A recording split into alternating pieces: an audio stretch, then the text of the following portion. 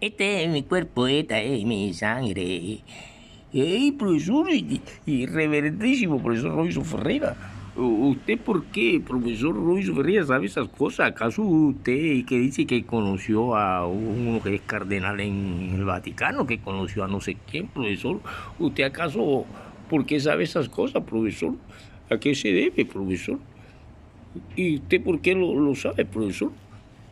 Porque, ¿cómo nos explica usted esa cosa? Y la gente por ahí puede decir, pero este no sabe ni siquiera orar.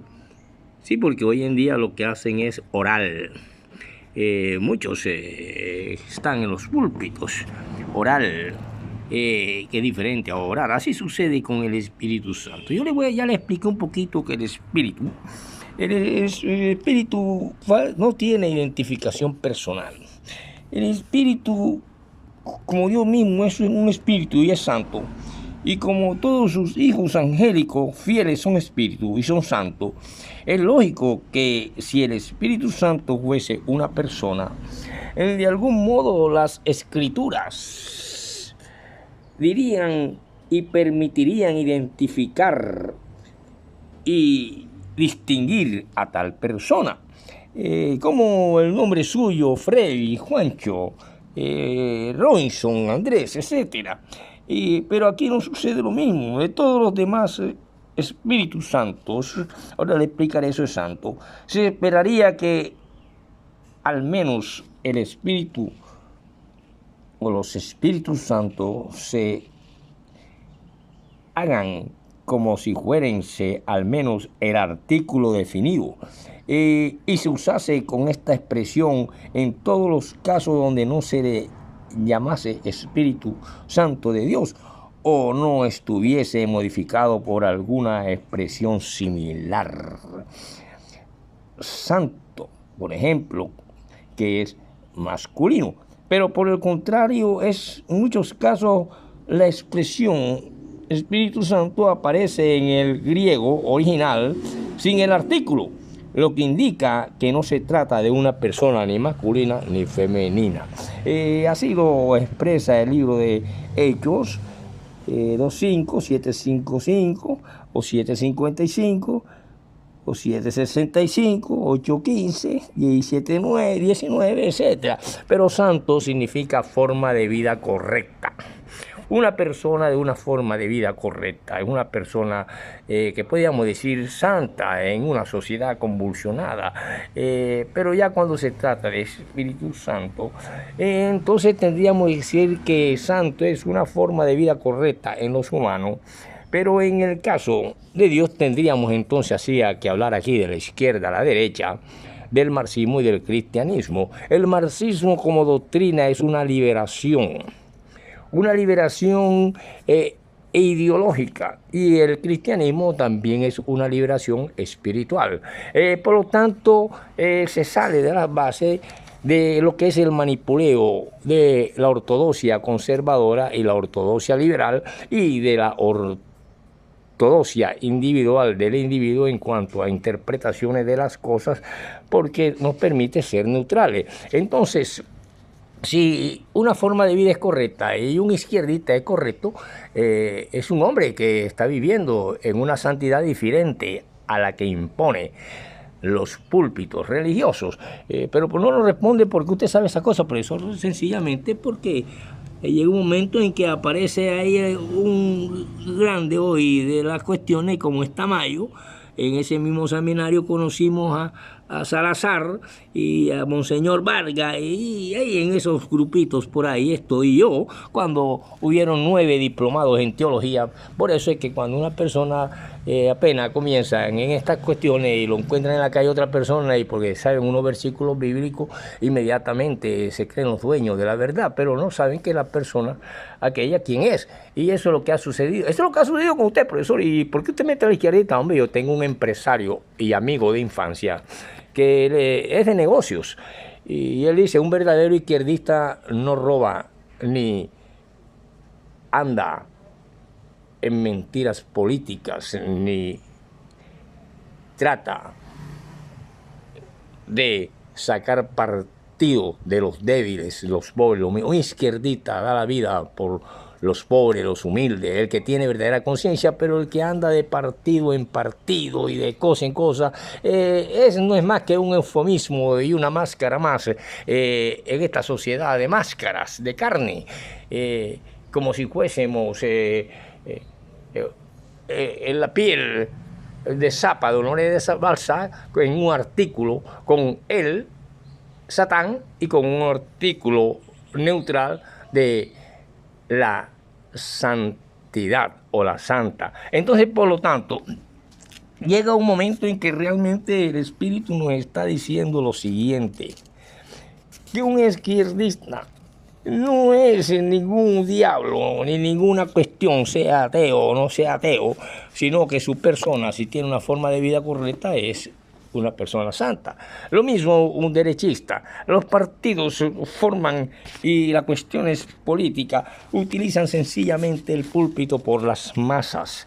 La cantidad de gente que pueden manipular, que pueden comprar, que pueden de una u otra manera buscar y dominar, y eso es lo que busca el ortodoxo conservador. Aquí vimos el caso de los Herleines, vemos el caso de la actual gubernamentación local, de cómo se le hizo un pueblo que está progresando porque se reúnen una cantidad de gente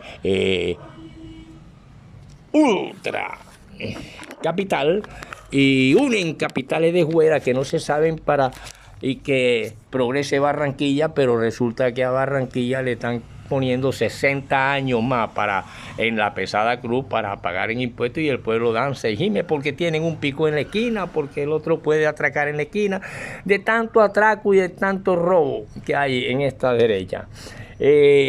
No podemos decir entonces que el izquierdista, que es verdaderamente izquierdista, es Satán o es ateo.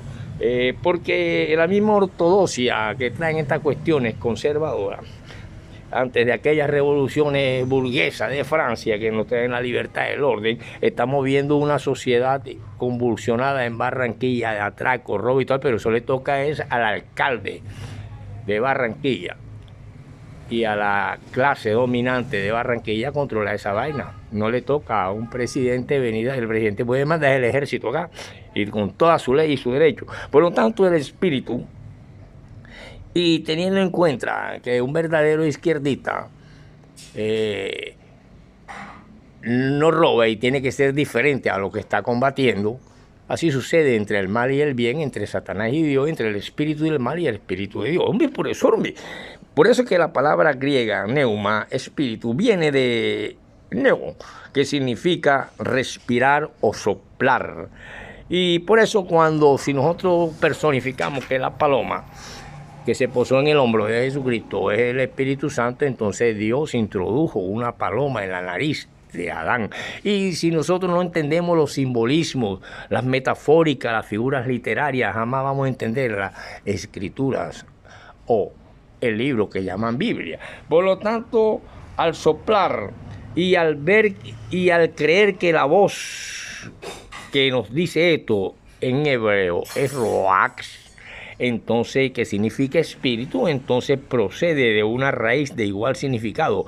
Por lo tanto, el significado primario de Roat y Neuma es aliento, y por eso la Sagrada Escritura dice aliento de vida. Y el hombre vino a ser un viviente con alma, porque se acababa de introducir en él el Espíritu de Dios. Por lo tanto, todos los hombres llevamos algo de Dios dentro, y por eso él una vez dijo, ustedes también sois dioses, pero nos convertimos en diablos, y así los vemos como los diablos se revuelcan en las camas, en los púlpitos, en las mentiras, en el asesinato, en el atraco, y sin embargo todo el mundo se persina. Y si no entendemos esto, jamás podemos entender por qué se dijo, felices los que tienen espíritu de pobre, porque de ellos es el reino de los cielos. No digo felices los que tienen el espíritu de multimillonario como Donald Trump, como Alechar, como el otro, y como los dueños de los que prestan el billete para que ahora en Barranquilla se diga que hay progreso porque nos estamos endeudando a través de una localidad o de una alcaldía local que reúne empresarios en Barranquilla, pero que a los poetas, a los artistas, a la gente escritora, para hacer un evento, por ejemplo, cuando hicimos el Día Mundial del Libro, creo que se encontraba Guerrero en esa época, uno de los mejores secretarios de Cultura que ha visto aquí. Ahora aparecen siempre pintores con el alcalde, pintores con esto, buscando el hacer ver que se apoya el arte, pero es burocracia y ahí se pierden millones de pesos entre ellos mismos y esos dineros prestados se pierden en la burocracia de ellos mismos, entre ediles, alcaldía, secretaría y todo lo que maneja la burocracia. Y así que Barranquilla ahora le esperan 60 años más y sin embargo todavía sigue convulsionada, no hay ningún progreso humano. Dice Guerrero en esa época: Ferreira, yo solamente te puedo dar para el carro, y sacó de su bolsillo, porque la alcaldía solamente se mueven cuando vienen eventos. Por ejemplo, para un Día Mundial del Libro, tú que lo haces en tu casa, el primero que lo has celebrado en tu librería, solamente puedo darte para el carro y darte unos libritos aquí, y me regaló un poco de libros que hacen ahí mismo en la alcaldía. Y así se celebró el Día Mundial del Libro en honor a Miguel de Cervantes Saavedra, que se acababa de dictaminar como mundial en homenaje a Miguel de Cervantes Saavedra en España. Y así yo fui entendiendo y viendo por dentro la burocracia. Y por eso puedo hablar de Rubén Salazar, el padre Tamayo, aquí está el padre Vargas, en esta parte inferior, y están sacerdotes que se estaban formando y hubieron 9 diplomados y yo estuve entre esos 9 diplomados de teología. Por lo tanto, cuando en una esquina o alguien me viene a decir, como llegó un muchacho, te voy a traer la palabra de Dios porque es que tú me vas a evangelizar a mí. Cuando estoy leyendo a Sansón desde los 5 años y todavía no entiendo dónde saca su fuerza. Nos vemos en la próxima. Dicen que de Dios.